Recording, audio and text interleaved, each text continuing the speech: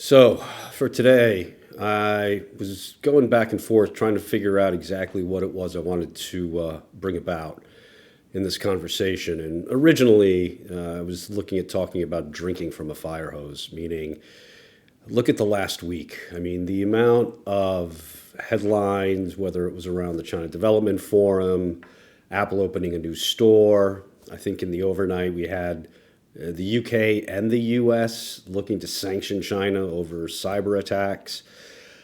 I mean, it's endless. I, quite frankly, at this very moment, have a pounding headache.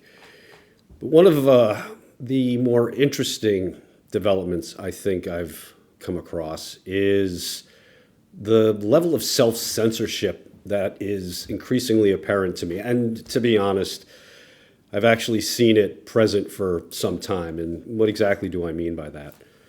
Well, I've been, as many of you know, commenting here on LinkedIn for quite some time and have a set of opinions that differ greatly from the conventional thought on China, outside of China, as it were. And this is not to say that the critiques that are always leveled against China are critiques that I disagree with.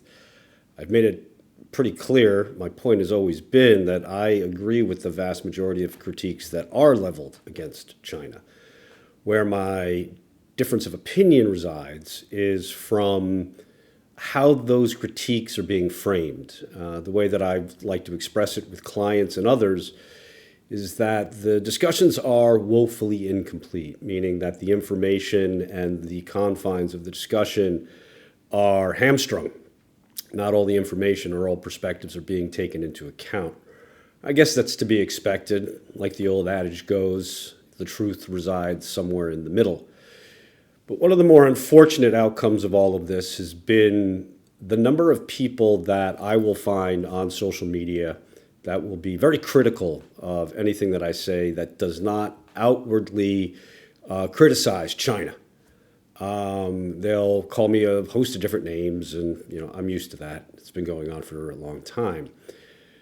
But then what happens is I receive an outpouring of direct messages or emails or even texts from people I know who are really appreciative that I'm trying to provide some balance in the conversation.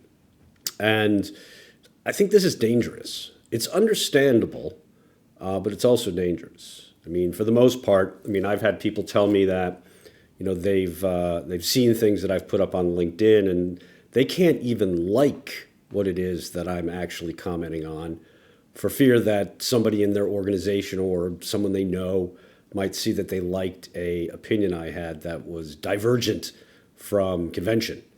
And I've had others who have commented to me saying that they want to take the comments that I made and forward it to internal groups, friends and family members and things like that. I get it.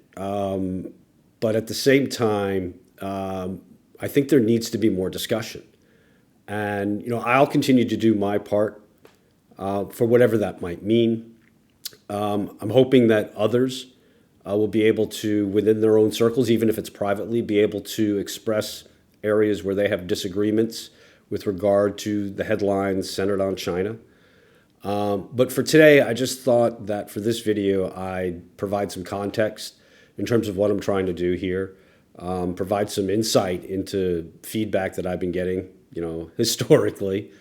But at the same time to say that, whatever it is that comes out, whatever the headlines might be, I'm going to go out of my way to try to, as I said, provide the actual context that is woefully missing to the overall conversations that are about China. And I look forward to any of the comments that you have, be they derisive or not. And I look forward to having this discussion with everybody moving forward. Until next time, have a great day.